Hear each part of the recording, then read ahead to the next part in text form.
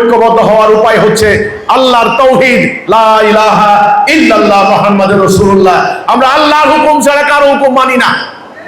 ঐক্যবদ্ধ হয়ে আল্লাহর এই বিধানকে জাতীয়, রাষ্ট্রীয়, অর্থনৈতিক, বিচারিক, সামরিক, কূটনৈতিক, বাণিজ্যিক সকল ক্ষেত্রে আল্লাহর দেওয়া বিধানকে কায়েম করতে হবে।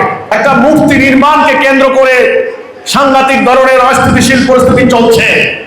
আমরা শুনতে পাচ্ছি বাংলাদেশকে নিয়ে একটা গভীর চক্রান্ত হচ্ছে। ইতোমধ্যেই আপনারা জানেন পার্বত্য চট্টগ্রাম নিয়ে ষড়যন্ত্র হচ্ছে, রংপুরকে আলাদা করে নেওয়ার জন্য চক্রান্ত করছে, সেন্ট মার্টিনসকে নিয়ে যাওয়ার জন্য চক্রান্ত করছে। আপনারা জানেন যে মিয়ানমারের 24 লক্ষ মুসলমানকে তাদের ভিটে বাড়ি থেকে তাড়িয়ে দিয়ে আজকে তারা উদ্বাস্তু। এই অন্যায়ের বিরুদ্ধে কেউ কোনো কথা বলছে না।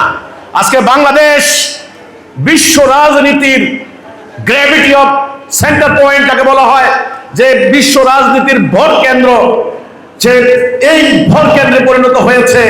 এখানে একটা রাজনৈতিক আধিপত্য বিস্তার করার জন্য চীন, ভারত, আমেরিকা, রাশিয়া সবাই চেষ্টা করছে। তো আমরা বলতে চাই, হিজবুত তাওহীদ আন্দোলন বলতে চাই, এই উগ্রবাদ, এই সাম্রাজ্যবাদী আগ্রাসন, এই অরাজকতা, অন্যায় যদি বন্ধ করতে হয় তাহলে আমাদেরকে ঐক্যবদ্ধভাবে সংগ্রাম করতে হবে। এই সংগ্রাম হবে অন্যায়ের বিরুদ্ধে সংগ্রাম, এই সংগ্রাম হবে ন্যায় প্রতিষ্ঠার সংগ্রাম, এই সংগ্রাম হবে যাবতীয় সন্ত্রাসবাদের বিরুদ্ধে সংগ্রাম, এই সংগ্রাম হবে আমাদের মানবাধিকার, বাক স্বাধীনতা রক্ষার সংগ্রাম।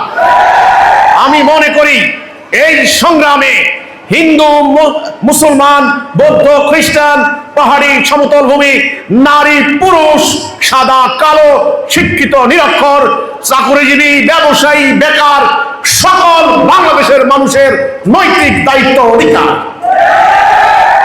সংগ্রাম করতে হবে ঐক্যবদ্ধ হয়ে। এখন ঐক্যবদ্ধ হওয়ার উপায় কি সেই কথা আমরা তুলে ধরছি। ঐক্যবদ্ধ হওয়ার উপায় হচ্ছে আল্লাহর তাওহীদ, লা ইলাহা ইল্লাল্লাহ মুহাম্মাদুর রাসূলুল্লাহ। আমরা আল্লাহর হুকুম ছাড়া কারো হুকুম মানি না।